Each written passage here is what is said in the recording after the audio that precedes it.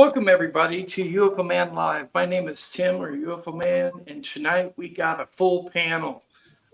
Tonight we're also going to introduce our brand new formal co-host, Nicole Weber. Please welcome Nicole Weber to. Hello, everybody. Thank you. Yeah. Oh, and Grant Cameron here to do this. That's great. Yeah, Grant Cameron.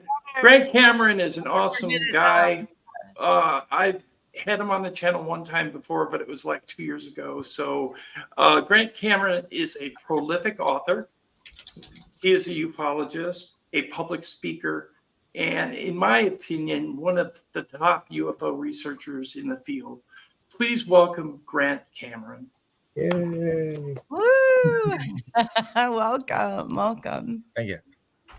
Okay, so tonight what we're going to do, guys, is if you have a question in the chat room, please type it in all caps, all capital letters, so that we can see it right away and post it and ask Grant what your question is. If we can get it in, we will. If we can't, we sincerely apologize in advance because due to the amount of people that usually come, it's difficult to get to everyone's question, but we will try our best. Our chat room hostess is Odessa. She's bottom left there. Our experiencer expert is Nancy Timms, right in the middle. Welcome, Nancy. Our panel expert of a lot of different things is Nos. Welcome, Nos. Thank you. And our expert in ufology also is Rob Ball. There he is down on the bottom. Howdy. Rob. So, okay, tonight we're going to ask Grant Cameron some really important questions and see if we can get deep into the phenomena. Grant, I have a question for you.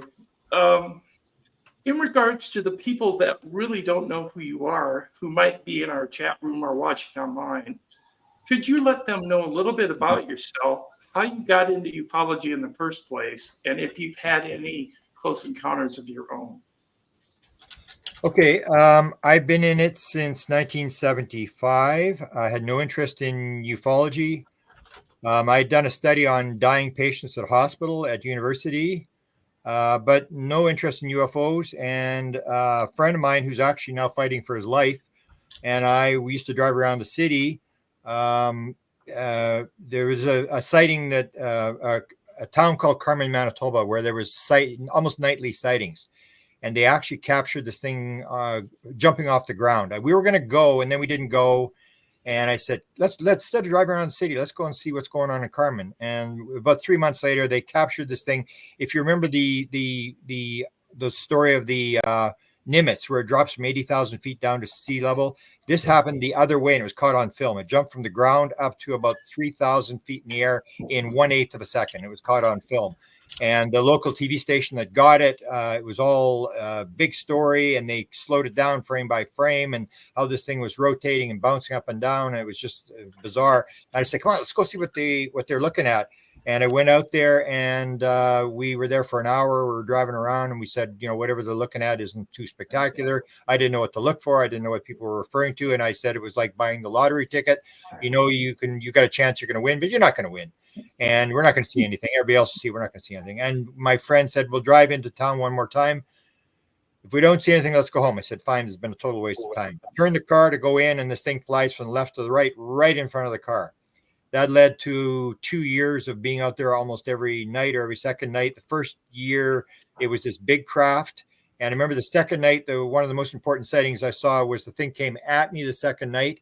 There was a bunch of kids we'd taken out there. It was jumping around. It was called the bouncing ping pong ball. It was jumping around the sky. It was all over the place. And it was just like, just spectacular. And it wasn't the same object, which is what you see with now been described, that all UFO sightings are different. So it actually started as a bouncing ping pong ball.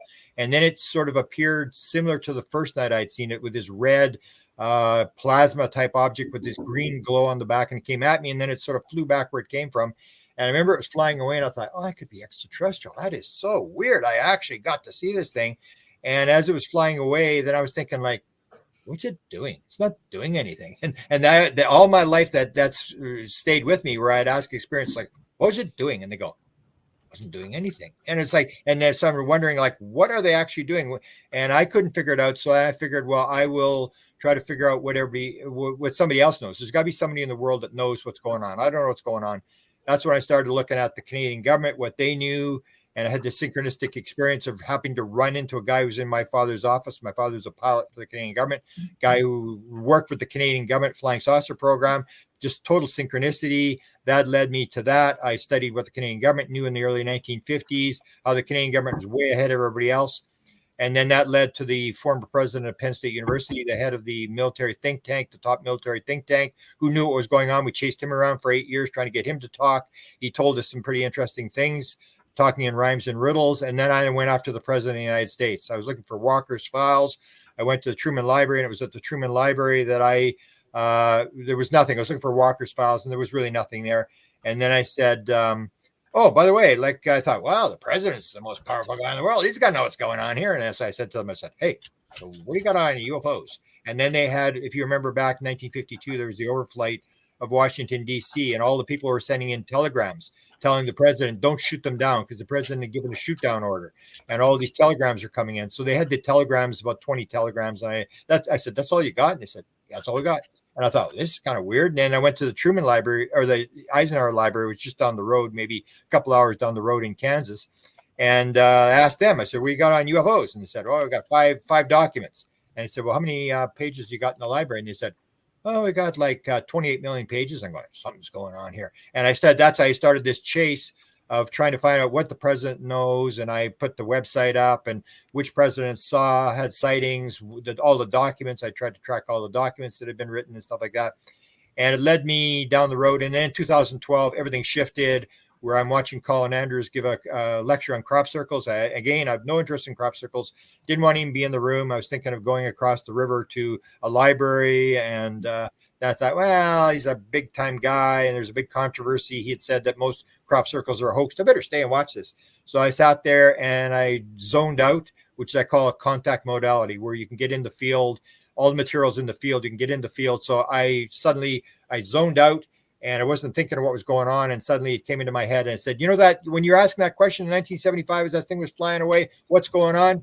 It's got to do with consciousness. And it came with absolute certainty. There was no doubt in my mind. This is what it worked. And I couldn't think for 2 days. I was just, and then I made this shift away from the nuts and bolts ufology into the whole paranormal thing, music, downloads, inspiration, all this kind of stuff. And the whole consciousness aspect of ufology, which I guess is where it ends. The last book I wrote was called UFO Sky Pilots, where I first got approached after this experience in 2012. I was approached by this woman. They said, oh, you got to talk to Pam Dupuy.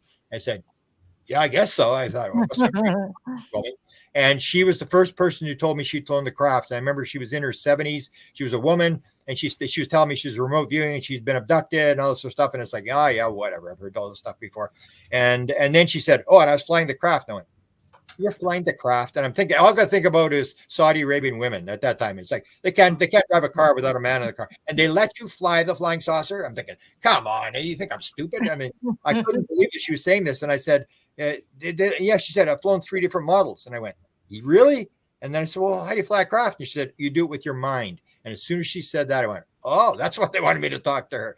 And that's where I started this pursuit. And the last book I wrote was, these people basically all came to me, 36 people, including 747 United Airlines captain, including a retired UFO U.S. Air Force colonel, including John Ramirez from the CIA, all these people, Chris Bledsoe, people who owned the craft. And that's where I am. I'm on this trek, which is more consciousness than it is UFOs now. It's what is the actual nature of reality? And I think that's what this paranormal phenomenon is doing. It's leading us down a road with breadcrumbs, piece by piece by piece. And they're basically telling us it's not the world you think it is. It's completely different. And we're learning as we go along by this phenomena that's exposing itself. Okay, let's take some questions from the panel.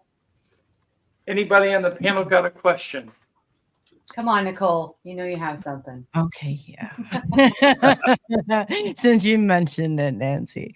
Anyway, Grant, I go into that more because there's Andrew Rollins who's in chat, and he's talked about being able to being on like a craft, and how they showed him, and you're saying that the shift to consciousness, like, can you go into that more on, like, how I guess the craft, you think that consciousness, like, or what that plays in there, or how this whole transition happens? Okay, so basically you have a big debate today about AI, that you can't get AI, and you're not going to get AI through computers. What you have is what somebody told me that he had experienced years ago is bioboards. That what you do is you take biological material and you are able to produce the material. So what you have is most of this is controlled by the military. So the military basically wants to make weapons out of it. And there's an experiment. If you Google search F-22 and rat brain, you'll see an experiment that was done in 2004 at the University of Southern Florida with 20,000 neurons of a rat brain. They take the neurons of a rat brain, they put them in a little petri dish, and after about 2 or 3 days, these cells start to talk to each other, and the neurons are talking, and they're going, and then they wire it into an F-22 simulator, and they put the signal in low, and the rat brain sends the signal back, and it levels it out and side to side. And they are able to train this 20,000 neurons of a rat brain how to fly an F-22 simulator. And then they put the wind and they put all this stuff, and the thing's able to fly this plane. And that's what we're looking at. We're looking at the ability to take biological material. So almost every person that had flown the ship all said the same thing. Basically, you go inside the craft, and a lot of them would say you can see in 360 degrees. Which is what happens in out-of-body experience. You can see in 360 degrees, or near-death experience, you can see in 360 degrees. To say we can see in 360 degrees, and they're told to see it within themselves. A lot of them are told it is within you. Where do you want to go? My friend Ron Johnson said. They said to him, Ron, where would you like to go? He said, I'd like to see the Milky Way from a distance. They said, okay, Ron, it's within you. Go within yourself. Imagine it. This is going to take about 1 second of intense G-force. Be prepared. And he said there was this intense G-force, and he said, looked out the window, and there was the Milky Way off in a distance, which means that's like 50 to 70,000 light years. He went in 1 second, which means there's something wrong with our idea about time and space. It's telling us that this is not the way we think it works. And a lot of people would say that. The one woman, there was 2 women taken at the same time. They were up on the ship, and they said, it's within you. Imagine where you want to go. And as soon as you can imagine it inside yourself, push the button. And this is where I start to think this may not be what people think it is. It may be all within ourselves. Like, it's the idea that there is no time and space. It's all one thing. It's a singularity. And what they're doing is teaching us to go within. It's all within ourselves, like remote viewing. You don't go anywhere. You go within your mind. It's all within your mind. So what the common thing is that everybody says the craft is alive. The craft is conscious. It's like real AI. It's conscious. It knows it's interacting with other crafts in the solar system, and that when you touch a panel, but this is the interesting thing. If you see this Lukatsky's latest interview, the guy that ran the OSAP program, he said all UFO sightings are different, and the same applies for this thing. Everybody talks about the same thing, but everybody does something different. So one person sitting in the end of a chair, they put their fingers on the end of a chair. One person touches a button. One touches on the wall. Chris Bledsoe put his hand on a beehive on a pedestal in the middle of the craft. This U.S. Air Force retired colonel put his hands on this panel. Everybody did something different, but they all did the same thing. They touched the craft. They became one with the craft, and they could think. The craft became them. They became the craft. They become one with the craft, and whatever they thought is what the craft would do. And as John Ramirez said, or these other people would say, you think where you want to go, and you are instantaneously there, which is the same as you'll talk with people with near-death experience who will say they were in the near-death experience, and they thought, where's my mother? And boom, they were at their mother. They could see a tree, and they'd see the tree, and then boom, they're at the tree. And this idea that you can instantaneously move wherever you were, and that gives the idea that the world may be this place where we can move wherever we are. And what they're doing is they're moving us up these levels to understand how does reality actually work. But yeah, on the craft there is, and that may be what it's. You talk about the grays. This may be biological beings that have been created. So it's not like they're robots. They are biological. They're made out of biological material because biological material can be trained. It can be think, and it can tap into this system. Okay, Grant, Can we I do ask- have. I we just do have have- one backup question. Are you Sorry. talking about John Ramirez, the CIA?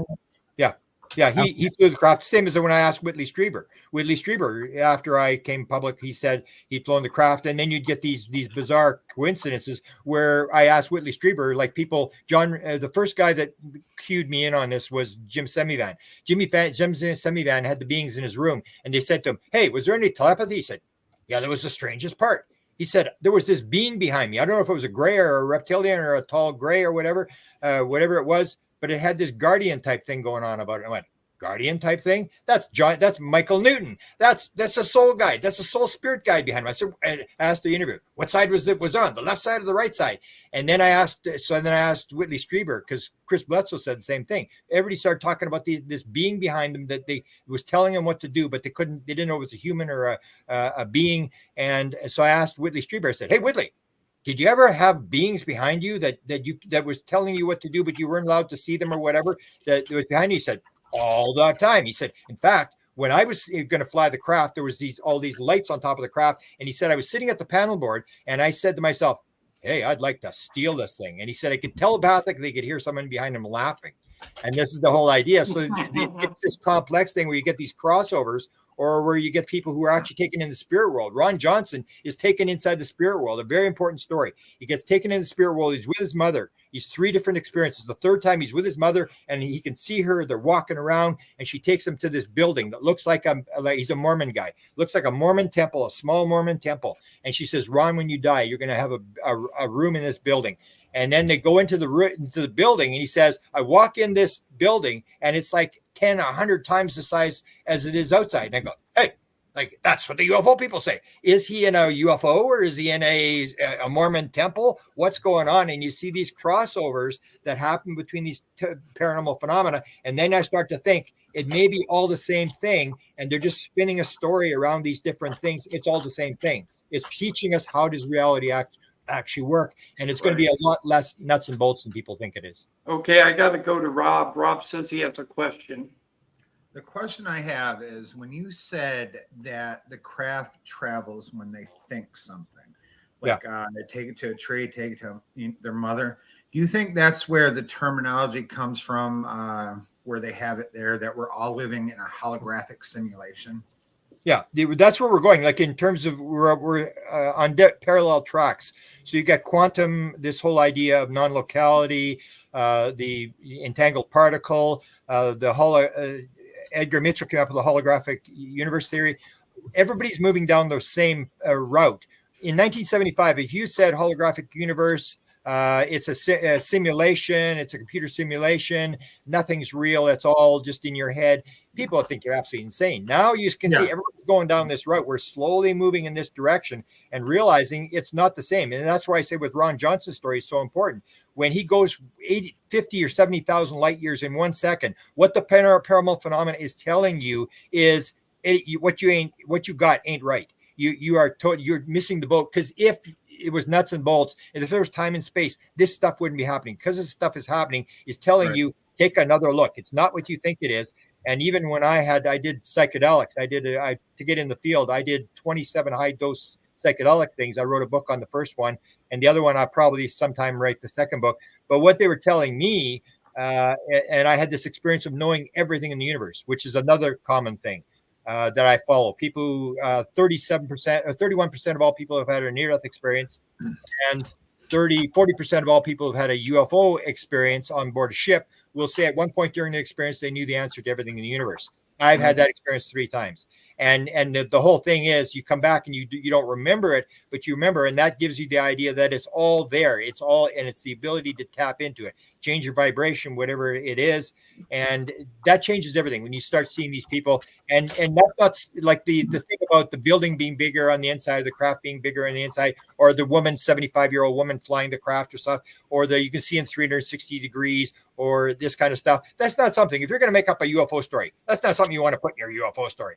It's the idea where Whitley Strieber said, the weirder it is, the more real it is. That you, if it's just a plain story, it may not be real, but if it's really weird like this, and you see these bizarre things that are parallels, especially the one of flying the craft, where everybody tells the same sort of story except for what they touch. It's basically the same story, and that gives a lot of validity. It's not one anecdotal story. It's 36 plus people who are telling basically the same story. And it may not be that they're flying the craft. It may be just that they're showing them this thing to get us to understand this concept that there's non-locality, there's no time and space.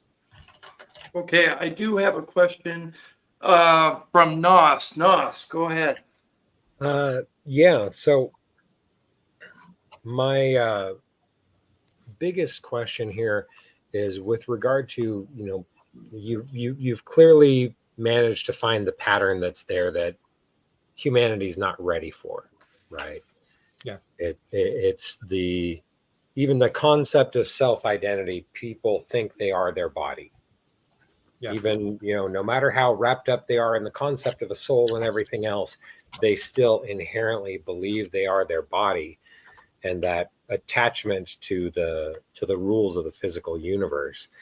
And so for you, what I want to ask is if you've started putting time into how you would develop a process, not just of slapping people in the face with consciousness, but of the process of going through releasing their concepts of the physical universe more and working their way gradually.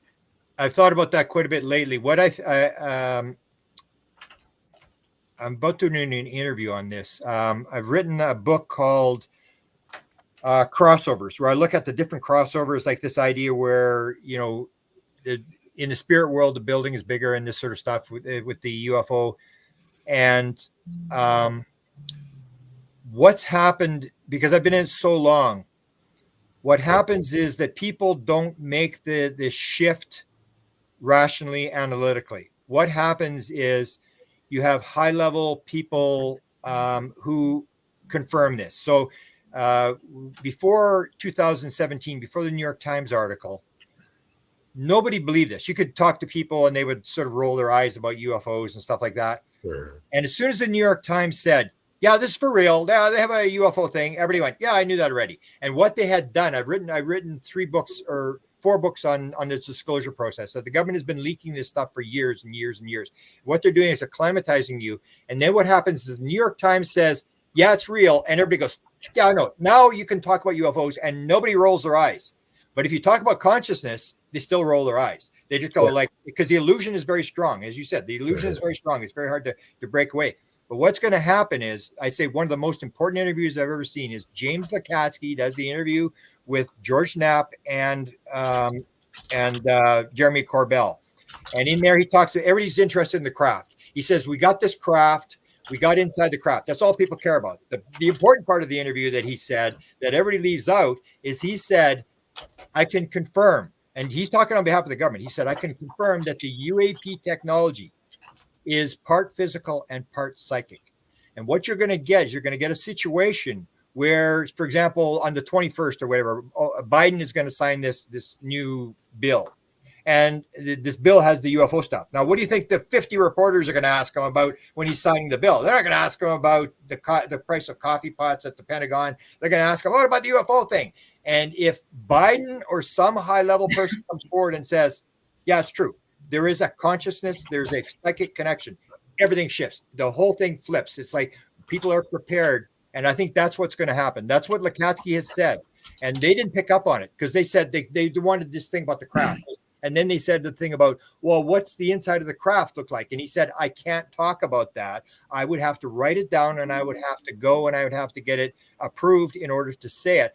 And then he sort of hinted, and then Jeremy Corbell cut him off. And he said, if you knew that, talking about the inside of the craft, everything else in the book would seem primitive. And that's the thing is, if they make public the fact that the craft is the size of a football stadium inside and it's 30 feet on the outside, or as the story that was told with the whistleblower, with that, and this whistleblower comes forward. This is the one that Danny Sheehan talks about. So Danny Sheehan is doing the interviews for the Senate Intelligence Committee, and he talks about the one guy. He goes inside the craft. It's 30 feet on the outside. He goes inside. It's the size of a football stadium. And then he becomes all disoriented and he wants to get out of the craft. And he goes out of the craft and he thinks he's been in the craft for 2 minutes. And suddenly they tell me you've been in there for 4 hours or whatever it was.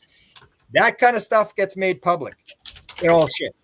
Then when the psychic thing is on the table, the whole thing about time and space is on the table, and that's those are the shifts you're going to have. It's not like anybody's going to get convinced. The president is going to say something, some high-level official is going to confirm it, or the New York Times is going to come out and say, "Yeah, this is for real." And then it's like, "Oh, the New York Times said it's for real." Then it all shifts. That's the way this thing works. It's almost like if I ask people, when did gay marriage become acceptable, and everybody goes, I don't know, 20 years ago, 25 years. I don't really remember. It just happens. Nobody remembers when it happens. It just sort of moves, and everybody moves, and everybody pretends they never denied UFOs. I remember everybody was denying UFOs. You'd go on to a show and, well, I'm going to be a skeptic. I don't think there's any proof that there's UFOs. And it's like, give your head a shake. And now how many people you go on a show, they're going to say, oh, I don't think there's UFOs. I think it's nonsense. Everybody's playing the game. And now the skepticism is on the consciousness and these type of aspects. Okay, we have a question for you from the chat room before we go over to Nancy. Will humans morph into enhanced biological beings, Grant? Well, they're going to progress into more sophisticated, but it's like the Yossi Ronan, this experiencer, said, when we come into your world, we take on a body. We can take on any body we want. You can do the same thing. That's where we're going to be headed. And that's the whole idea where John Mack said, we always believe that there's out there. And I say the bottom line message is always the idea of separation versus oneness. There is no separation. It's all one thing. It's all alive. There are no nouns.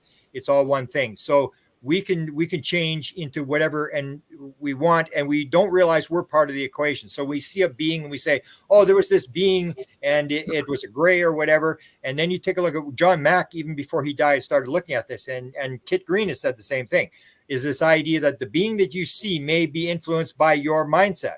So if you're in doubt, you're going to see a gray. If you're sexual, and I helped the first woman to be an abductee was Nancy Tremaine, and she was big into the reptilians. And it was you read her book, it was like all about sex, and it was high energy, and she was high energy. And you see the reptilians all have this sexual aspect to it. Or if you take the people who are very religious, then they have this, the Mission Rama people, where I had the experience in 2020, where these 9 people got levitated into a portal. And I'm interviewing these people, and I've got them on camera, 3 people. And then I asked the people, like, what did the beings look like? And they said they were etheric beings. They were like energy beings. And of course, Mission Rama, they're the Roman Catholic. They're all meditating and praying, and they're trying to raise their vibration. And the beings lower their vibration. They meet him in the middle in these portals. And then I asked the one guy, how many of these beings were there, these etheric and energy type beings around you 9 people that were levitated in the air? And he said, they're at Mount Shasta. And he said, there were as many beings as there was trees in the forest. And so you have this thing, and Kit Green says the same thing, that you can get people in the same event. And I had it at Mount Shasta with people inside this portal, where I'd ask one, what did you experience? Oh, he was talking this weird language, and the other one was getting a message from him. Each person was having a different experience. They were all in the same place. Or the one guy, everybody saw this being, 10-foot tall being. They said, oh, it's 10 foot tall. He had this hair. He looked like a swimmer. It was all sort of like a muscular guy. In 2014, he was in the portal. They all saw him, and they said he was solid. And in 2015, they all said, oh, he looked like a hologram. You could see through him. So then there was one guy who was supposed to be in the portal. He was a translator for Paula Harris. And he was a military guy, 24 years in the Navy, and was now an architect, didn't want his name released, whatever. And I said to him, I said, hey, you were in there? I said, you saw Antarell? And he said, yeah, I saw him. And I said, so he was a hologram? He said, no, he wasn't a hologram. I said, well, everybody said he was a hologram. He said, look, I was close enough. I could see the lines in his face. He wasn't a hologram. And that's the whole thing. You see 2 people seeing 2 different events, and they're both looking. Or Colm Kelleher tells the story of being at Skinwalker Ranch, and they have these military people on there, and they all got the Gen 3 glasses, the night vision glass, and the object comes over the hill, and they all take a look with the Gen 3 glasses, and they're all watching this thing as it flies by. End of the night, they all write down what they saw. One saw a triangle, one saw a circle, and they all saw different things. And we got to realize we're part of what we're actually seeing, that it may not be something separate from us. We're part of what we're seeing. And that's where it comes to this idea. I say it's so important where Jim Lukatsky says all of the 200,000 sightings in the database, according to him, were all different. And that's critical. Is why would they all be different? Because they're all individuals seeing. Every tree is different. Every snowflake is different. We are part of what we're seeing. And that's where you're going to have people who say, oh, the grays, they all look the same. And then you take a look. I defy anybody to do it. Take Betty Hill's gray. Take Whitley Strieber's gray, take Betty Andreasen's gray, start putting them beside each other. They're not even close to looking the same, but we assume that they all look the same, and you start to look, and there's this aspect of individuality. It's all one thing. We're like a cell in a body. The body's alive, we're alive, we're part, but we're individual. And there's an individual aspect to this that I will maintain. All alien sightings are different. All sightings are different. And the craft, that definitely all the people inside the craft touched something different. It was the same sort of story, almost like a dream, like a lucid dream. They're all having sort of a dream, or they're having an out-of-body experience, or they're having a near-death experience, but all the details are different in the experience. I think it's the same thing is going to happen in the UFO field, that we're going to learn that we are part of what we're seeing, that you got to separate yourself from this thing. There is no sort of out there that's influencing us, and we're part of what we're seeing. Hey, Grant, we got some questions for you, but before I go to Rob, I need to go to Nancy. Nancy, do you have a question? Yeah, I'd like to know what is in place once the government gives their disclosure. What is in place to help humanity with this? Well, that's where I fear there may not be the disclosure people want, because as I say, this thing is written into law. This is run by the military. They are not going to release Lockheed Skunk Works or Lockheed Martin is the market cap is $110 billion. They are not going to drop this thing. We do this kumbaya thing. I think you listen more to Danny Sheehan, who says that the people who control this thing want this full spectrum dominance over the world. There's going to be a one world government run by the United States of America, and anybody who steps up and tries to influence in economically or militarily, we're going to put them down. This is the disclosure. So the disclosure I think you're going to get is what you're getting right now. It's going to be yes, what Obama said. Yes, these things are real. We've got photographs of this thing, but we don't know what's going on. Everybody says, "Oh, they're lying. He's just lying." And I keep going. They're all saying the same thing. I don't think they know what it is. I think that they have maybe some ideas. It's got consciousness, all this sort of stuff. But because you've got bodies and crafts doesn't mean you know where it came from. And Jim Simmons at the briefing said this whole thing. People say, "Oh, we just got to we got one piece to put together. We got to connect the dots. That's all we got to do." He says, "I'm not sure there's any dots. There does not appear to be any there. This is a guy that had the beings in his room, who has talked to all the high-level people, who got the briefing, whatever the briefing was, and he's basically saying, I don't think I'm ever going to see the results of this thing. So I think they know a lot less than what they're claiming they know, and the whole idea is to turn this thing into some sort of weapon. So the disclosure is going to be a lot less than people think it is. It's going to be, yeah, this thing's for real. We don't know what it is. Because in the end, they may not know what it is. The idea that they can create a craft that's the size of a football field inside. I don't believe they have that technology. I don't believe that the consciousness technology. If you look at the war in Ukraine, we basically have World War I trench technology. Like, where's the secret technology? If you got the secret technology, what's going on in Ukraine? Why can't we use it? I mean, or the Afghan. The Afghans were camel jockeys running around. We lost the war to the Afghans. Like, what happened to the secret technology? It's like I don't think we have it. I don't think we understand where there's a lot of military bravado that, maybe Doty's putting out that we've got this kind of stuff and we've got it all figured out. I don't think we have it figured out. And so I think that it's going to be a few steps at a time, but the military is not going to allow this because they're trying to turn this thing into weapons, or everybody's trying to get a patent on this kind of stuff. And the one thing I do think, and I've talked about this quite a bit, when you look at the anti-gravity stuff, because I've worked on all this stuff for years, I've chased it. Every time I went after anti-gravity or this kind of stuff, it all ended up with a dead end. And the prime example of that is Hal Puthoff, Kit Green, and Brendan Fugel, who runs Skinwalker Ranch with all the money, financed an experiment by Joe Firmage. This only was about 3-4 years ago. And in that experiment, they had these gyros, opposite spinning gyros. And they were trying to levitate this object off. It was called the bouncing box. And it was on a table, and they were trying to levitate this thing off the table. It did not get 1 inch off the table. And I look at that, and that was Brendan Fugel with a lot of money, and Kit Green, and Hal Puthoff, and all these high-level guys, and they couldn't levitate that thing off 1 inch off the table. They ain't got nothing. And what they do have is portal technology. And if you want to have, I say they've probably got portal technology. That's what it's about. That's what John Alexander said. It's not about the UFOs. It's about the portals. That's what he told Sid Goldberg in the parking lot after his interview. He got upset. He said, it's not about the UFOs. It's about the portals. I say the same thing. There is portal technology. They've got it. I've actually put out the video of Ron Pandolfi from the CIA, 1983 in the CIA, the guy who says he's got the keys to the briefing when the senators want a briefing. He's got the keys, and he tells them, I can give you the keys, but you'll be in trouble. Let me hold the keys. And they say, yeah, you can hold the keys. He said at one point, we got it on camera. He's on a cruise ship. He doesn't realize this is ever going to go public. He says, people have always wondered what it's like to go into the next world.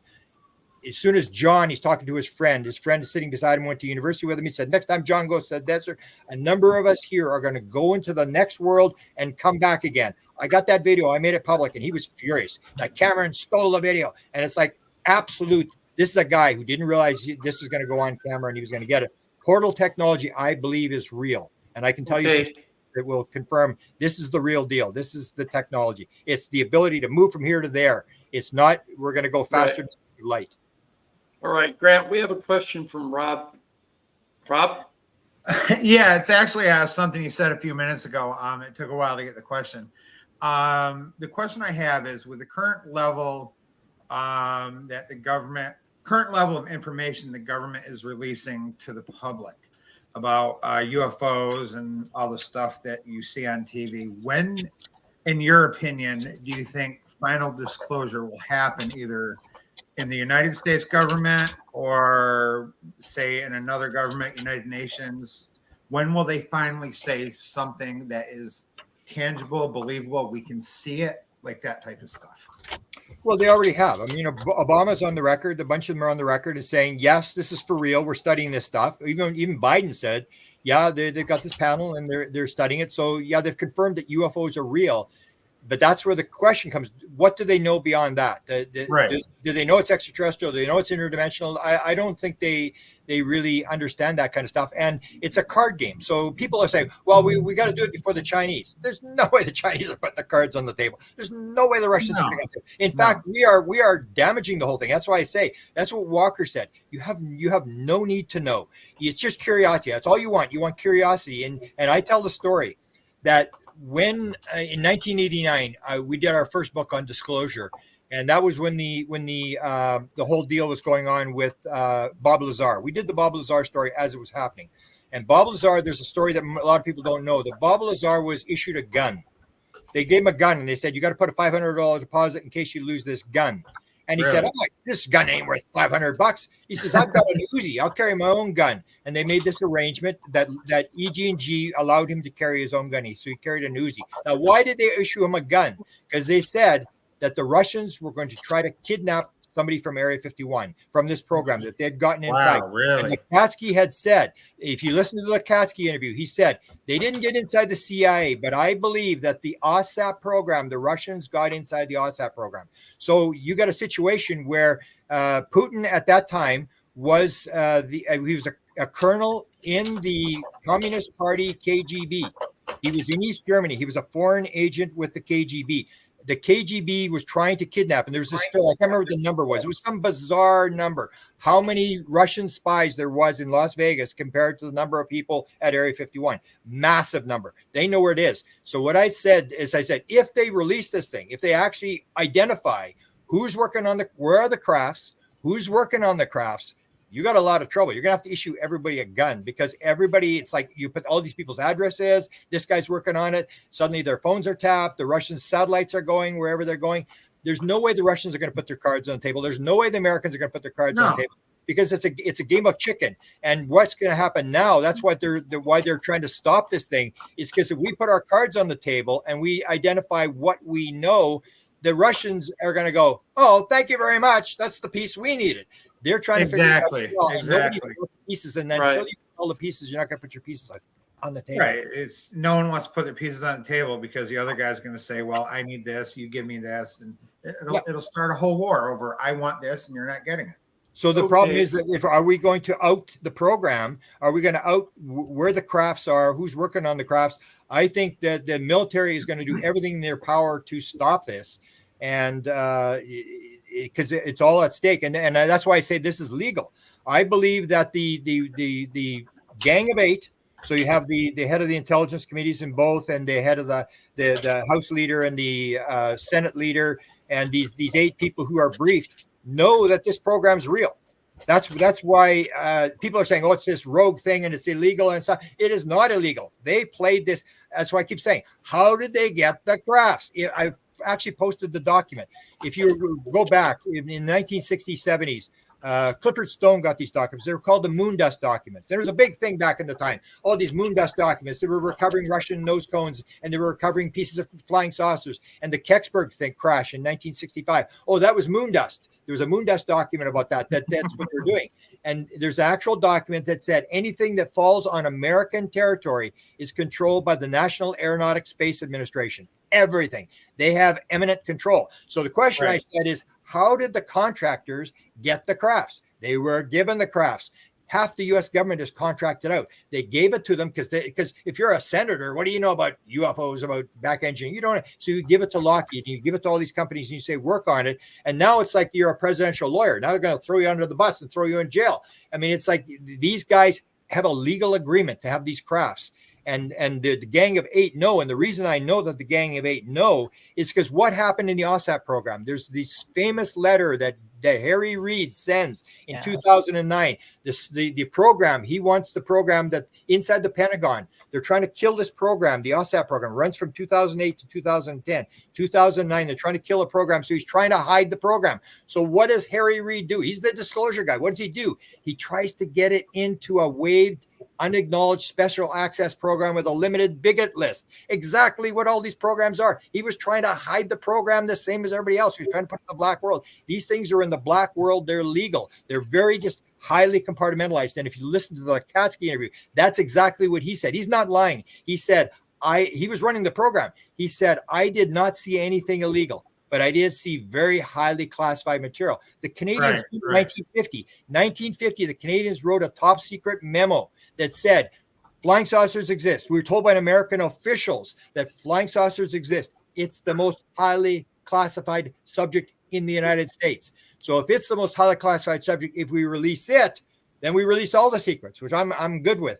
But if it's the most highly classified secret, you can bet that there are 20 levels of security, and anything that's you got to get down below. And what you have now is you have a situation where you have the contractors are trying to stop it. The Secretary of Defense doesn't want it out because they all know it's legal. They don't want this part out. So it's like leak out the fact that UFOs exist. They were working on this and this sort of stuff. But this bottom level of the fact that we gave these crafts to these people, we financed this stuff. They didn't steal the money. They didn't do all this kind of. We give them the money. We allowed them to do it, and now it's starting to get exposed. And we can't expose the fact that we knew this all along, that they wrote this into law. And once it's in law, you know what the U.S. government is like. Once it's in law, that's what Eisenhower warned. He said, beware the military-industrial congressional complex. They took the word congressional out of the speech. That's what's going on now. Everybody's got their hand in the cookie jar. You have the F-35 jet fighter way over budget. F-35 jet fighter is made in 48 different states and in 10 different countries. The reason it's done is to compromise everybody. Every senator's got jobs. Nobody's going to go against it. And everybody's got their hand in the cookie jar. Everybody's got the jobs. And you can't break that cycle. Very hard to break the cycle of anything inside the government. Hey, Grant, we do have a couple of questions. One question that has been waiting to be answered is, does Canada have a similar Skinwalker Ranch phenomenon going on up there? No, not that I'm aware of. I mean, there's a lot of rumors. No, nothing to that effect. my idea of the whole thing, Skinwalker Ranch. Ron Johnson is a guy that if you haven't had him on, he's a pretty sick guy, but he's got one of the most unbelievable stories. He lives just outside area at Skinwalker Ranch, and this is whole idea about we are part of what we're having phenomena. So we have this idea of the illusion says there's them out there, and then there's here, and we got a separation, and it's like no, we're all part of the same thing. So the thing is, why does Skinwalker Ranch have this phenomena? And Ron Johnson actually gave me photographs, really wild photographs. I showed him at the UFO Conference this year of shadow people. And this is outside area of Skinwalker Ranch. This is a ranch beside there owned by a Martinez guy. And the bizarre photographs. And you have that whole ranch and the whole valley. And so I'm looking at why could this possibly happen? And you see that this thing goes back into the last century. And it's like we're part of this phenomena. So what you have is you have the one story that may have part of it is you have the Utes and the Navajo, and they're putting curses on each other. And if you can build a physical building, you can build a spiritual building in the spiritual world. It's just you do it. So you can create this. Like if you commit suicide, somebody commits suicide, that building will be haunted. That they're going to leave that bad energy there. And you have that. Plus the other thing that I say is you take a look at the Utes. I look back at the Utes. And if you take a look, when the Mormons came there in 1847, there was, I think, 23,000 Utes. If you look after the Civil War, there's only like 9,000 left. And these people were basically moved off their land and massacred. You take all that kind of violence, and you take all that kind of stuff. That may be why this whole valley has these bizarre phenomena going on, because we've created this, and we have this idea that it's just happening. And there's certain rocks. If you get certain rocks, well, they're interested in certain rocks. We are part of the phenomena that we are experiencing, and Right. That's what I think is happening there. And the phenomena operates through there, but it is Skinwalker is very bizarre in terms of what they saw, and that's what you see the government looking at. The government, I show a document. I did a book on apports, which is one of the main things they wanted to look at Skinwalker Ranch was the apports, putting bulls inside the trailer, putting the groceries back in the bag when the woman took the groceries out, all these different things appearing, disappearing, and all that kind of stuff. Right. That's what they were interested in is militarily. They actually have a document, and I put it in the apport book where it says, if we could perfect the apport technology, 1974, this is already. If we could apport the technology of putting things through walls, which is what happens in the abduction, we could go into the enemy, go into the vault, get the documents, bring them back to Washington, photocopy them, go back, put them in the vault, and they'd never even know we were there. So they've been working on this support technology. That's why they went to Skinwalker Ranch. They weren't interested in UFOs. Even Jacques Vallée said when he first got there in 1996, 1997, he wrote in his diary, he said, what are we doing? What are we doing looking for UFOs? They were wasting our time at Skinwalker Ranch. There's no UFOs here. And there really was no UFOs. It was all this other weird stuff that they were seeing. What they were trying to do is, how do you put stuff through walls? How do you make stuff disappear? How do you mutilate a cattle when something isn't there? Because if we could do this to the Russians, how do you get in someone's head when ththese three military guys, special op guys, when this voice came in their head and said, leave, you are not welcome. They go, how the hell did they do that? Boy, if we could do that, we'd just be able to go to Putin, go in Putin's head and talk in Putin's head. That's what they're looking for. And so that kind of phenomenon. But we're part of the phenomenon. I think we created that by things that we did in the past. We created this phenomena, almost like the perfect example is if somebody commits suicide, you're going to have this energy in a building. Right. Residual. Yeah. Yeah. Hey, Grant, we have a question from Nicole Weber. Nicole, you're muted. Oh yeah, no, go a little bit more into like this. I guess you call it teleport or Apporting. apporting. Portal. Because Stargate. how does that work? Because a lot of us are experiencers on here. Like I'm curious as to how they do Isn't transition. it kind of like transmedium technology in a way, because they're able to move through different types of objects, like walls and ceilings and windows and whatnot? Well, what you start to see, this is my next book, is going to be called Crossovers, where you see crossovers and other phenomena. So you say, oh, apports is happening at Skinwalker Ranch, all these bizarre things. But then you start looking and you go, no, it happens in physical mediumship as well. When you go to a seance, it happens there. It happens with psychics. It happens with experiencers. I remember the one experience, I was asking that question. Hey, you had your experience? Yeah. did you ever have something fly around the room or something disappear or reappear? And they go, yeah, can you hang on a second? And they go into the next room. They come back with this collection of stuff that has appeared, and they found this stuff, and it's all synchronistic, or their cigarettes were hidden and their lighter was lit, and you start to realize it's all across the phenomena. It's all the same thing, and so the phenomena is there. We are able to access it. And experiencers can access it because they're vibrating at a different level. And that's what I think is going on. So psychedelics, what you're doing is you're changing your vibration. It's all one thing. It's the whole idea that there's an Akashic field, there's a record or whatever, or even Gary Nolan, if you've followed Gary Nolan made this statement. And because I had the downloads, I knew about this. And I actually even asked Tim Taylor, who's the famous guy from American Cosmic, where he gets this indention where it's part of the company that sells for $100 million on NASDAQ. And the beings are giving him these indentions, these medical indentions, stuff like that. I talked to him, but I talked to Gary Nolan because Gary Nolan had said at one point, he said, I don't know how it works.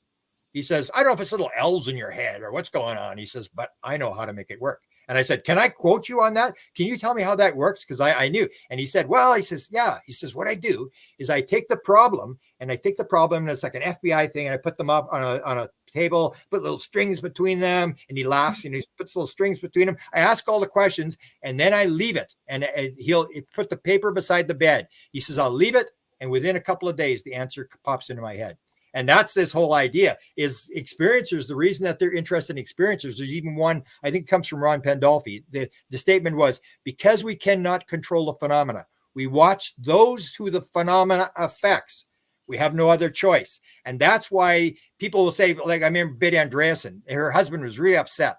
She said, this is terrible. They're watching me. They're on the computer. And I said, really? And he said, yeah, I'm just fed up. I filed FOIs and I'm trying to stop this. And I said, hey, does your wife get downloads of how the craft flies? She said, oh yeah, absolutely. She draws all these diagrams. I said, well, are you surprised they're in your computer? Of course. If you're the experiencer, how do you think the CIA gets their intelligence? It doesn't fall out of the sky. They watch people. They try to figure it. And that's what Chris Bledsoe said to Tim Taylor. He said, why are you on my property? He said, you got all these intelligence and military people. My kids are petrified. They think the government's going to whack them and all this sort of stuff. And he said, why are you on my property? And then Tim Taylor says, well, Chris, he says, it appears they like you. He says, and they're talking to you. They don't like us. They don't talk to us. So we've come to find out, what are they telling you? And that's the whole thing. That's why they're on his property. And it makes sense. And I do the same thing. That's why I went to the Canadian government. That's why I went to the President of the United States. That's why I chased Dr. Eric Walker. You find somebody who knows. And that's why I say the key to this whole UFO thing, forget about what the government knows. Forget about what the government releases. Go to the experiencers. They're the ones that are interacting with the intelligence. You cannot figure out anything until you talk to somebody. The government is not talking to the intelligence. Although I did get, I don't know if I will leak this, but I did get something that in 1975, my friend was Bob Emenegger, who wrote a documentary called UFOs, Past, Present, and Future.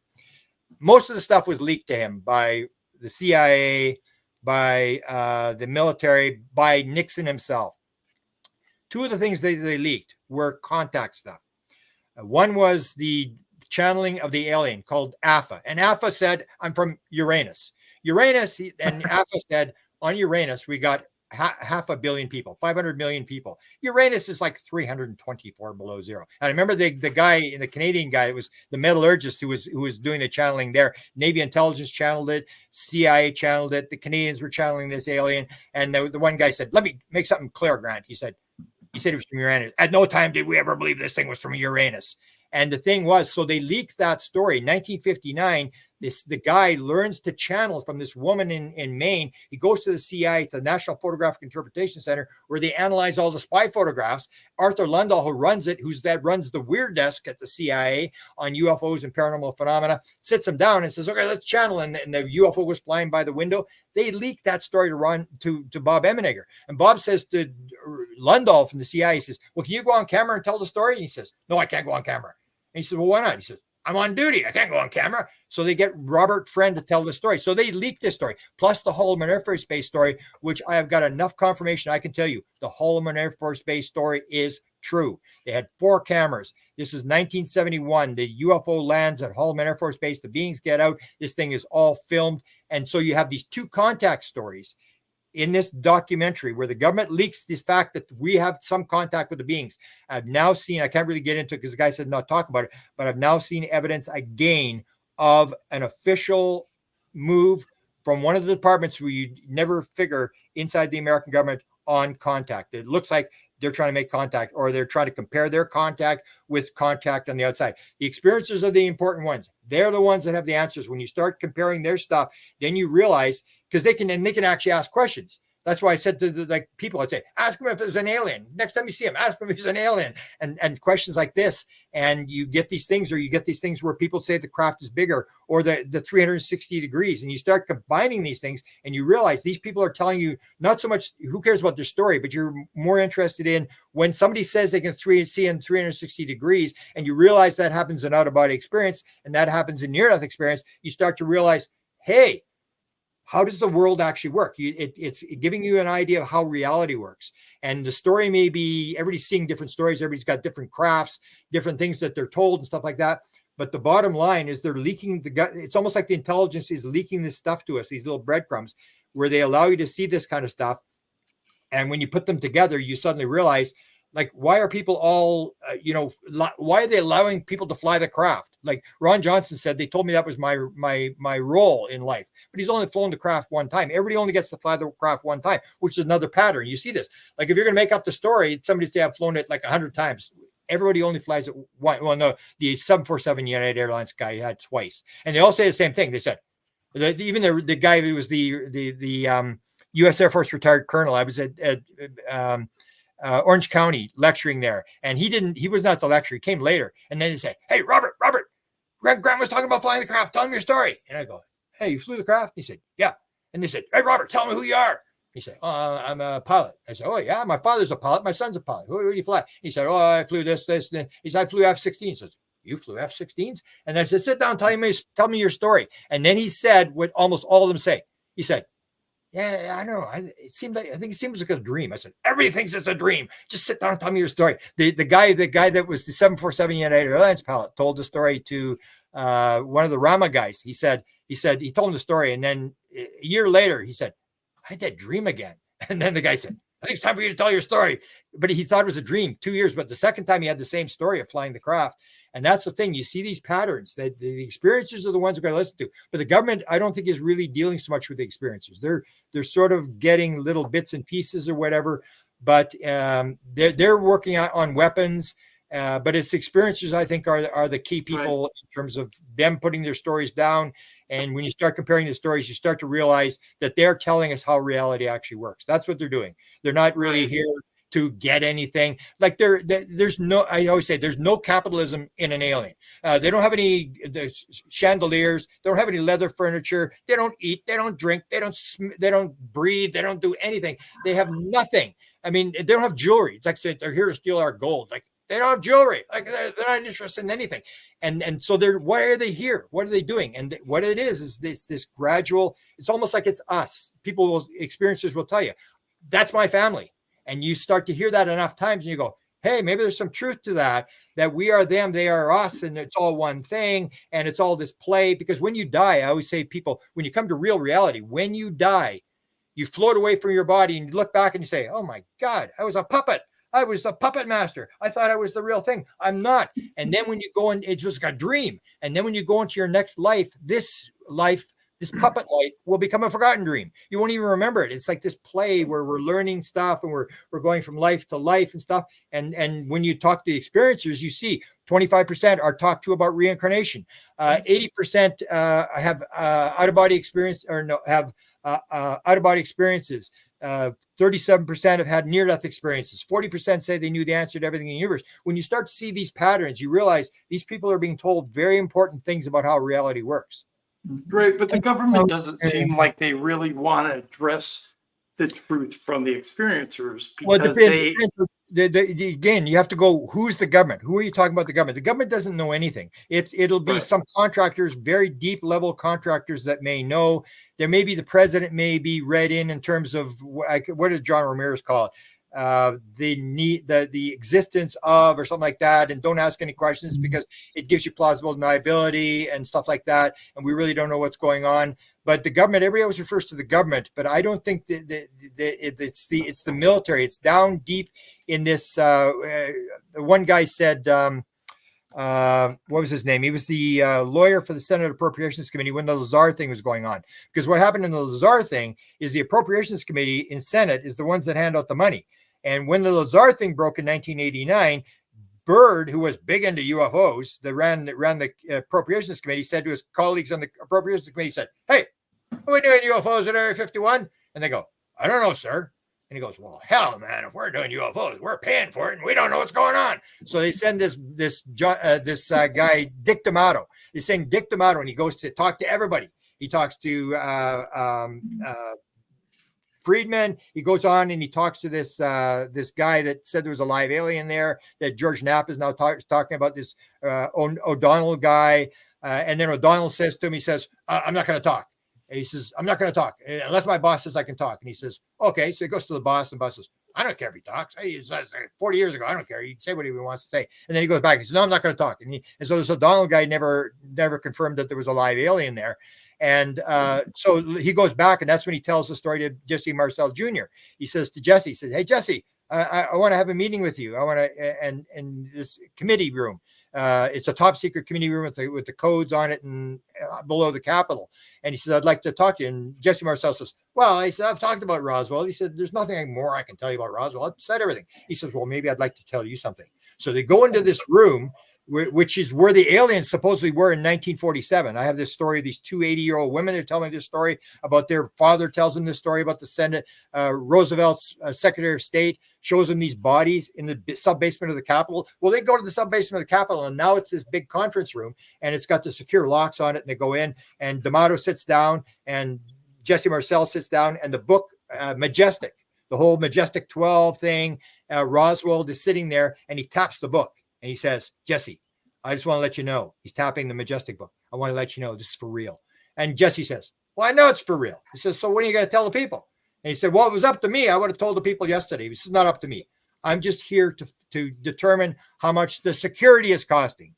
And he said, he was furious. He said, "There's just this group. They're unelected. They have all the money. They have all the power. And that's what you have to look at, is there's this group that but have been given permission. So I don't think it's a rogue group. I think they've got permission. They've been given this very high level security that they've had since 1947 that said this is the most highly classified secret, as they told the Canadians, most highly classified secret. And they've got it levels and levels and levels where there's only a couple of people that know. And so Compartmentalization. the government really doesn't know what's going on. Okay, well, I want to address a question from Odessa and from Nos at the same time. Okay.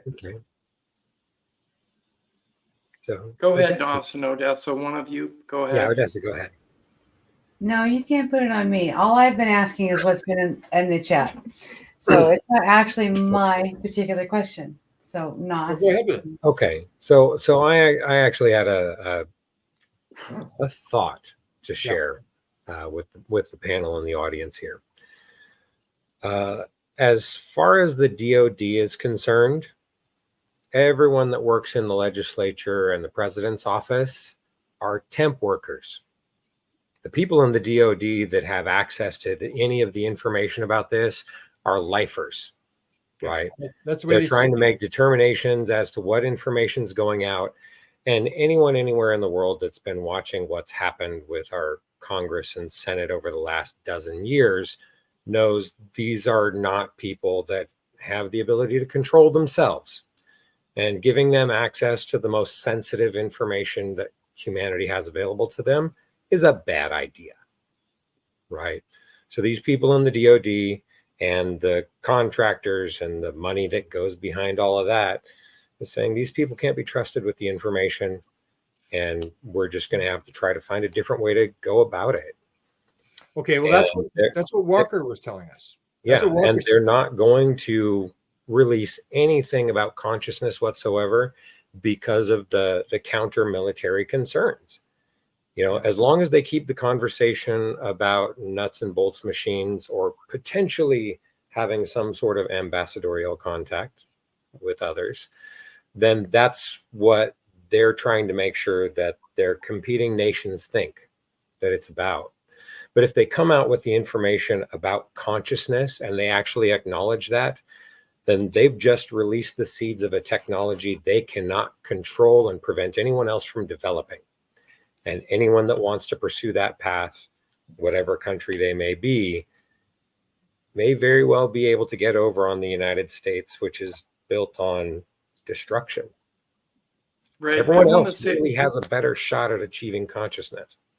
I want to say something really quick to the chat room. We're trying to get to all of your questions, but because you have so many questions and they're very good ones, I will highlight them. If I can't get to them, I apologize in advance. We're doing our best. Odessa has a question.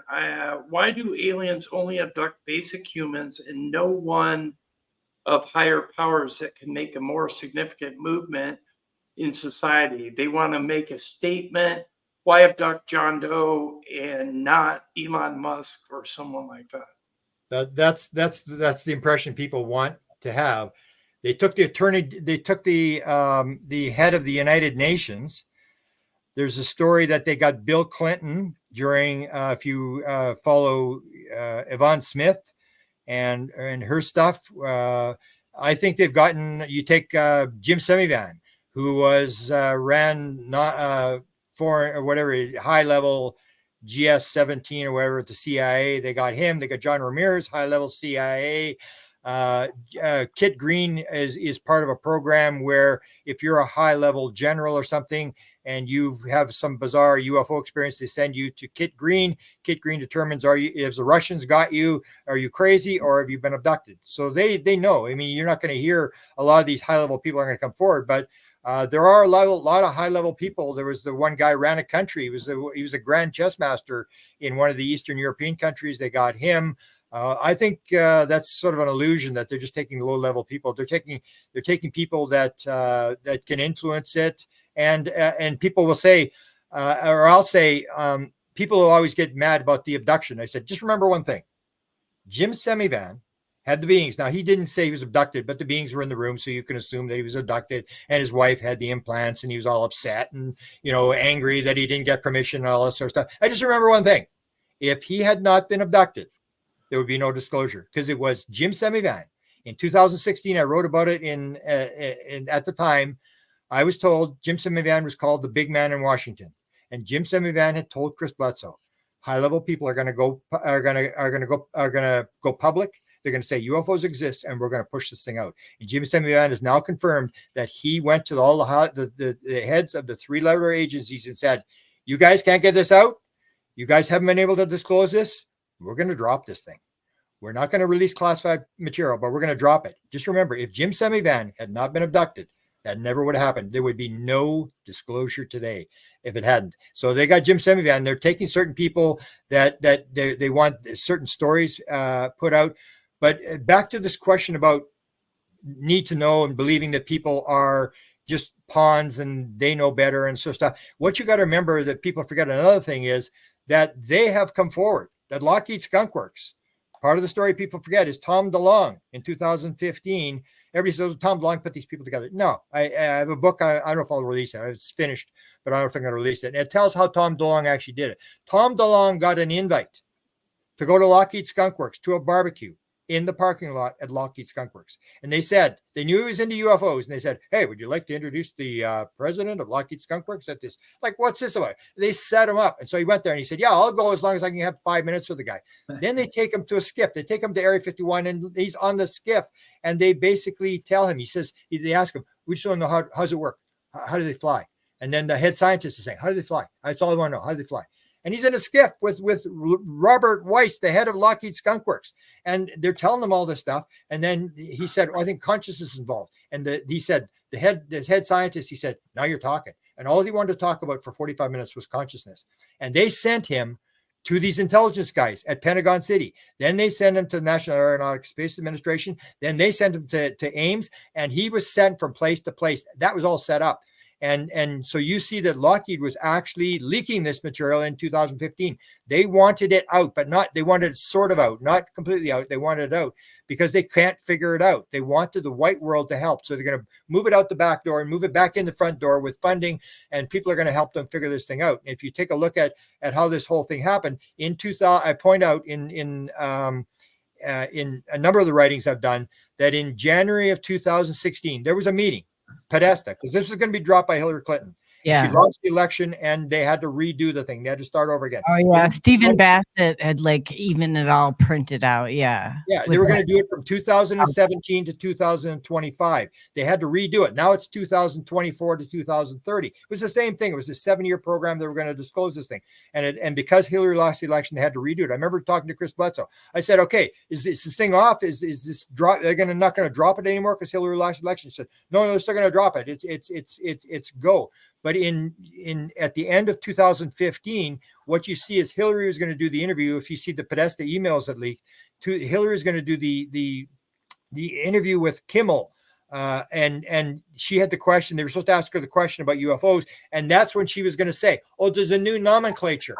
They're no longer called UFOs; they're called UAPs." And he didn't ask her the question, and she got all upset in the email. She was all upset for 5 minutes. I worked on this, answering this question, working on how to answer this question, and she didn't ask me. He asked her in 2016. That's when she said, "Oh, I'm going to disclose. I'm going to go to Area 51. The new nomenclature is UAP." They were going to drop this thing. And in January of 2016, there was a meeting that took place on the internet, and the people that attended were Robert Weiss from Lockheed Skunk Works, McCaslin from Wright-Patterson Air Force Base, where they had the bodies in the craft, McKay, who ran Space Command, Tom DeLonge, and Podesta.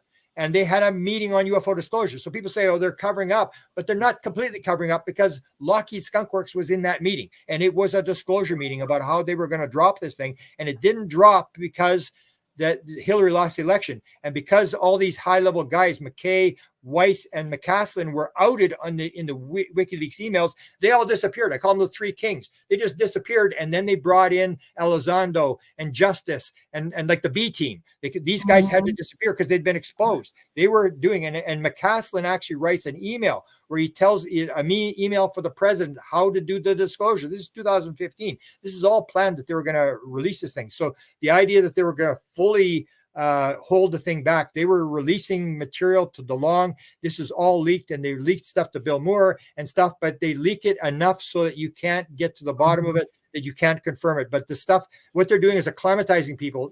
So what would happen is the same as what happened in 2017. You acclimatize the people, you get them ready, you put all this stuff in fictional movies, like Close Encounters of the Third Kind is the Holloman Air Force Base film. I remember telling Bob Eminer, hey, Bob, Holloman Air Force Base, that film, if it weren't for the location and the time of day, that's Close Encounters of the Third Kind. And he said, oh, I didn't tell you? I said, no, you didn't tell me what? I didn't tell you I gave a copy to Steven Spielberg? I said, no, you didn't tell me you gave a copy to Steven Spielberg. And he said, well, yeah, his sister, Annie Spielberg, was a line producer for us. And she worked for me. And that's where the Close Encounters. So they put this stuff in. And then comes 2017, and the New York Times goes public and says, yeah, the UFOs, they're doing UFOs. It's real. The government's investigating. And everybody goes, yeah, I knew that already. Because it had been in movies. They acclimatizing. And that's what they're doing now. They're doing the bodies, the crafts. They're acclimatizing us. So when it comes out, everybody's going to go, yeah, I knew that. Just tell me something new. And the question is, do we have the right to know? That's what I'm starting to say. That Walker's argument, this thing was, you do not have a right to know. Same as Hynek said to the head of his friend was Nixon's Secretary of Defense. He said to him, I think I've been in the UFO program long enough. I have a need to know. And the guy stood up and he across the desk and pointed at him and said, you do not have a need to know. And he sat down. And that's the whole thing. That's what Walker said to us. He said, why should we change? And I would ask everybody on the panel, why should we change the rules and regulations to satisfy your curiosity? Admit it. Right. You're just curious. And it's I call it the 7, 8. If you take a look, a two-year-old child has an attention span between 4 and 6 minutes. A person on the internet, look it up, has the attention span of 8.25 seconds. So it's like disclosure. That's pretty cool. Okay, flip, next, and it goes. You know what it's like on Twitter. It just goes. After an hour, nobody's reading anything you put on Twitter, and that's what they're doing. And Walker said, "Why should we change the rules and regulations to satisfy your curiosity?" And then he said another one that I asked the panel is, "Okay, so when you figure it out, you're chasing the car. You're the dog chasing the car. When you finally catch the car, what are you going to do? What are you going to do with it when you finally get it?" And everybody goes, "I don't know." And that's what they're saying. You don't have any need to know because you're not going to do anything with it. You can't do anything. You just want to be curious. You just want to know to put it on Twitter or to do a podcast on it. And that's why they're saying you don't have a need to know. And it all comes down. It's the security clearance plus the need to know, that if you don't have a need to know, and if you got an $885 billion defense budget, that's a lot of fear. That's a lot of people who got a lot of big guns and more guns. We need more guns and we're fear. And these guys are everybody's enemy. And that's why you have these levels of security. Let's get it deeper into security, more secure. And now they're building bunkers to put the security stuff in. They're trying to deep it because it's starting to expose, and they have new levels of security because it's all based on fear. It's based upon, you know. Well, they also don't want to get castigated after 75 to 80 years of denial. But I would say that their backup is going to be that they were told to do it. And I basically maintain I think they're getting a bad rap. They were told to do this. They were contracted. And it's like the idea where, you're the president's lawyer and you get thrown under the bus when things go bad. That's what's happening here. They're getting thrown under the bus. And that's why I bring up the fact that in 2015, they're the ones that leaked it to Tom DeLonge. And Tom DeLonge was behind this disclosure. If it had not been for Tom DeLonge, there would be no disclosure. He's the guy that started this whole thing. He just didn't fall out of a tree. Right. Okay. Well, we got a question from Nancy, Rob, and from Nicole. So I'm going to address ladies first. Rob, I'll get to you. I saw your message. Well, actually, my question's irrelevant right now, so it's already been like 10 minutes past. So okay, it's been really hard to get to questions from everybody. I'll try to be shorter. I'll try to be shorter so you can get to more questions. Oh, can I ask something about the curiosity? Sure. So you believe that the experiencers that were, I'm telling you, this is life altering. Like, my course of life was completely changed by an encounter I had.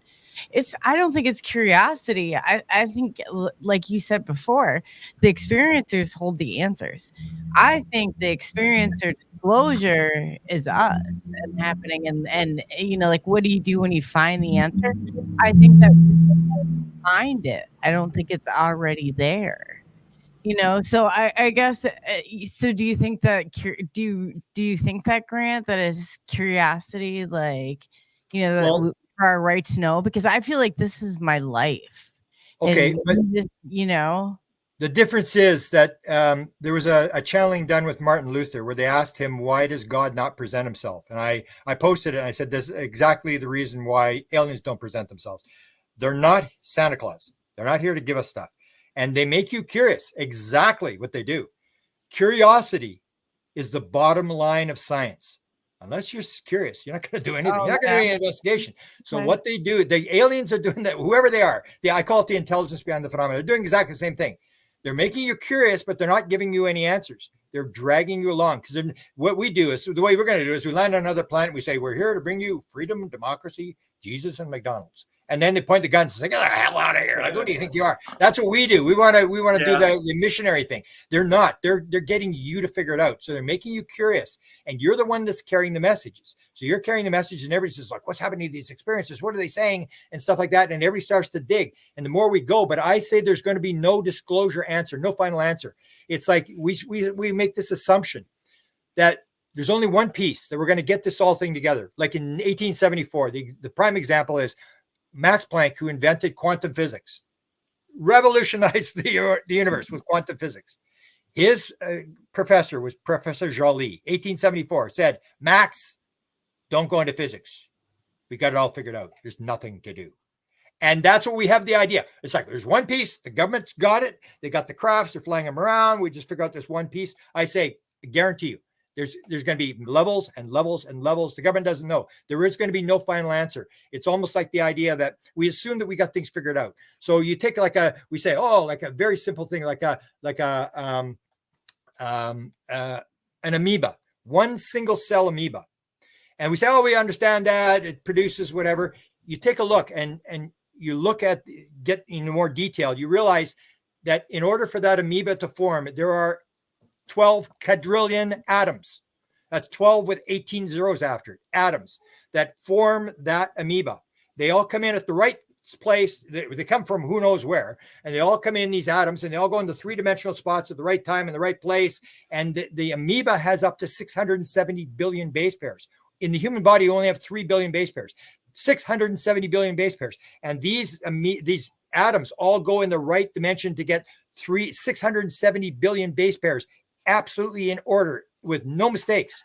And we say, oh, it's just happening. Baloney, it's happening. And that's the thing, is the more you look at nature, the more complex it gets. The more you look at the UFO phenomenon, the more complex it gets. So I don't believe there's any real answer. There's going to be more of an answer than we got now, but it gets more complex, I say, guarantee the UFO phenomenon is going to be at least 1,000 times more complex than what you think it is. And that's what Jim Semivan says. He says, there does not appear to be any there. People say we got to put the dots together. I'm not sure there's any dots to put together. That's indicating that this thing is way beyond what we think. We just assume that we got this thing all figured out, and we put a name, and that's what we do. We name it.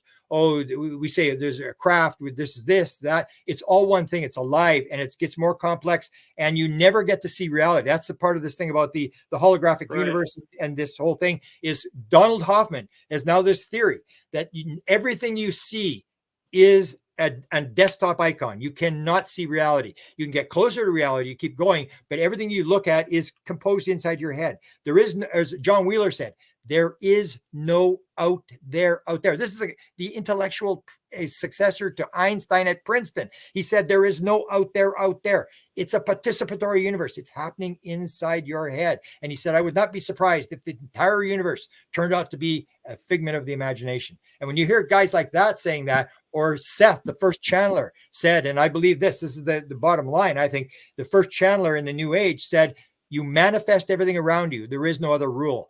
That's how complex this thing's going to get. We don't understand that already. We don't believe it because the illusion is so very strong that this is solid. We know the table's not solid. It looks like it's solid. And these sort of things. So we're gradually realizing the world is not the way we think it is. And that's why I call it the theory of wow. What the phenomenon is doing, it's not doing anything.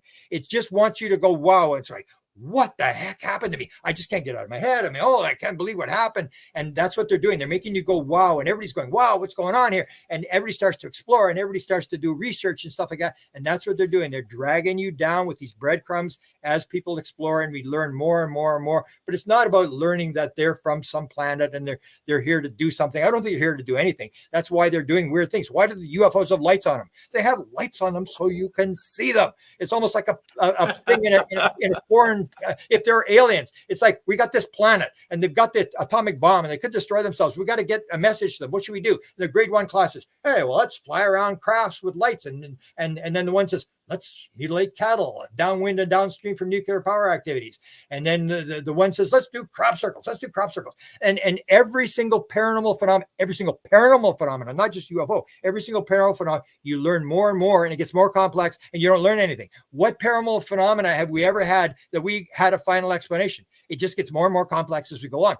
Nature gets more and more complex as we go along. Nothing has really got an answer to it. I mean, Exactly.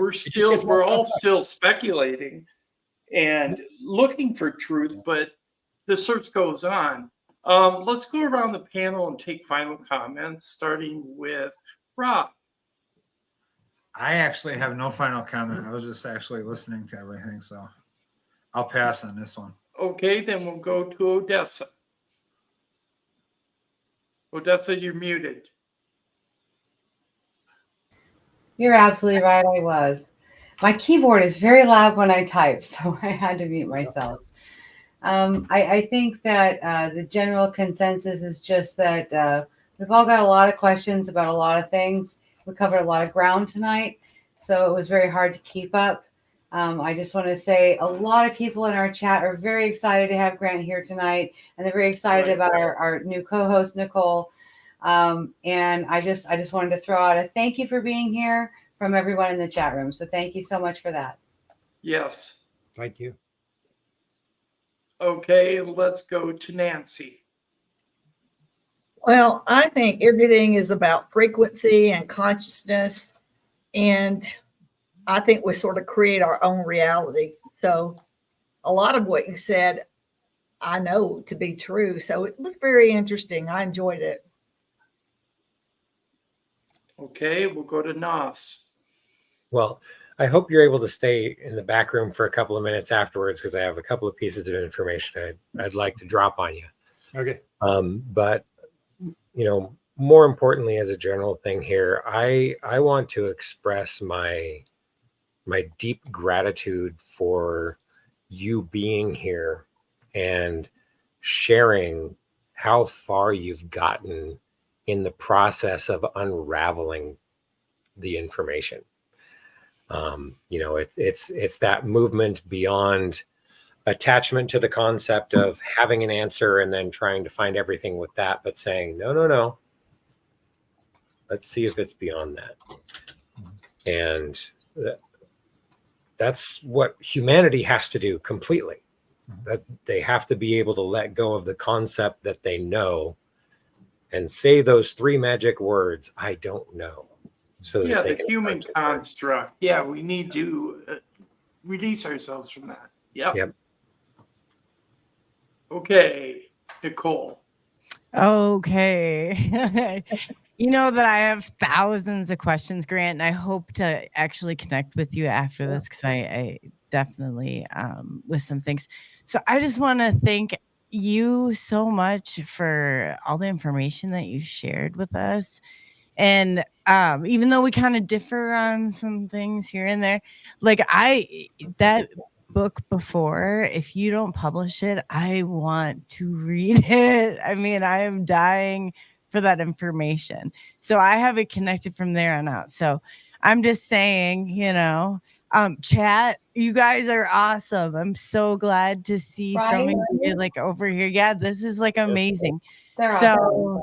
yeah, everybody on the panel. I mean, Nancy, Nas, I mean, Robert, do you go by Rob though? I'm used to calling you Rob. That's fine. Whatever. That's Whatever. fine. Yeah. So, and Grant. So yeah, and obviously Tim. But I'm excited to be here. So Yeah, I'm left for last. I get it. right. Anyways, outside of that, I want to ask you, Grant, where can people find you online? Twitter. I do Twitter, Grant Cameron at Twitter. That's where I put the latest stuff that I'm doing. I can actually send the books. I've got 3 books that are finished, which I don't know if I'll publish. They've been edited and stuff, but I can provide that. It's all connected as my publishing. I help experiencers, or I encourage people like Nicole to put their story down and put it out for their children, grandchildren, or whatever, to document their story. Because once you do that, then you suddenly become a messiah, and you suddenly realize that this is important stuff. But I guess Twitter, I sort of post stuff. I don't really sort of engage. I used to have the presidential UFO website, but I'd like to make my final spiel that to me, it's all this one thing that I always remind people, the way I see it is, it's not so much UFOs, it's this nature of reality. And I'm big into near-death experience. I'm writing a book called Death on Death. What I'm glad to see a panel of young people, because we always had this thing about the one New Jersey conference. I remember the one woman came to the guy and says, "Hey, do you have a senior discount?" And he said, "Get a senior discount. Everybody gets a discount." It's like now, since 2017, since this awakening, you got a lot of young people. So I'm glad that there's people to take over. What I'd always like to remind people is the bottom line is what are we? What's actually going on? And you got to realize that I believe that we come into the world to do something. We've all got a mission. When we leave, we're only going to get asked one question: how did it work out? Because you were the one that planned it, and everybody says they could have done better. So all I got to do is figure out why we came here, what we're supposed to be doing, and are we doing it? And the most important thing to remind people in the UFO field is people sort of get frustrated with they're not getting disclosure. You got to remember that this story is the Super Bowl of all stories. It's the biggest story of all times. And as I always point out, you could have been born an untouchable in the streets of Calcutta and spend your days in a junkyard searching for something valuable enough to sell for food for tomorrow. You didn't get that. You got to play in the Super Bowl. Not only did you get to go and watch the game, you're in the Super Bowl, you're on the field. You may be the water boy, the quarterback, whatever. You got to play in the Super Bowl. So take it with respect and do whatever you can to move the ball down the field. That's all it's about. I think that's what we're doing. We're here and we've been given some sort of mission, probably by ourselves. We agreed to have these experiences. It's like the near-death experience. What's the chances that experiencers, that 37% of all near-death, 37% of all people who've been on board a ship have had a near-death experience? That's 2 random events. That's not coincidence. That indicates that we are planning this kind of stuff, that it's not accidental. We have a mission to do. Remember who you are, because as I said, when you leave your body and you're going to suddenly realize, who am I really? That's the bottom line of all mystical teaching, is remember who you actually are. You are not the puppet. Because you played King Henry VIII in grade 12 high school does not mean you're not King Henry VIII. You're a puppet. You're playing the puppet. You are the real person. You will float away. It will go, and it will go on to another stage. As Whitley Strieber's wife came back, Anne said, Whitley, I am no longer Anne, but I'll always be Anne to you. I'm moving on to a different stage.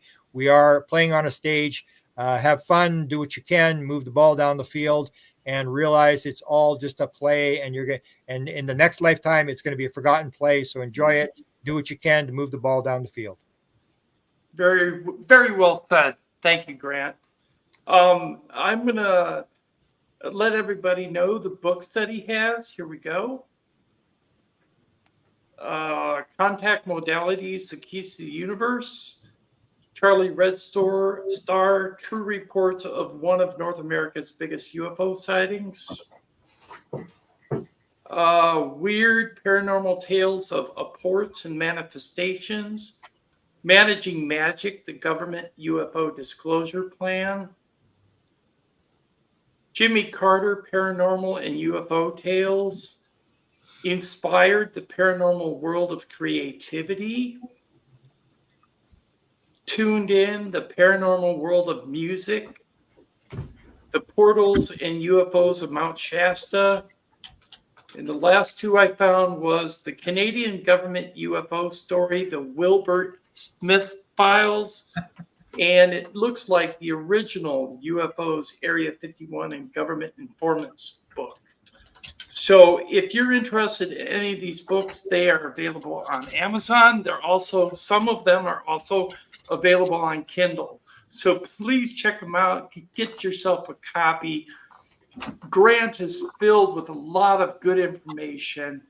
And I want to thank everybody on the panel for being here tonight. I'm sorry we couldn't get to all of your questions as well. I have one thing I really need to say. We have a brand new co-host, and we have not spent enough time welcoming her or getting to know her. So we're going to need a little bit more from her next time. Yes, I'm sorry, Nicole. We will get more from you next time. But Grant, thank you for all your information. Also want to thank everybody who participated online and everybody who participated in the chat room. I know a lot of people came over to see Nicole this evening. So thank you very much for being here. We will see you next week. Next week we have, if I'm correct, Augie Nost. Very interesting fellow. So please come. It'll be on Wednesday at 9 p.m. Eastern. So from all of us, Merry Christmas or Happy Holidays. Merry Christmas. And all the holidays. Right. And we will see you next week. Thank you, Rita.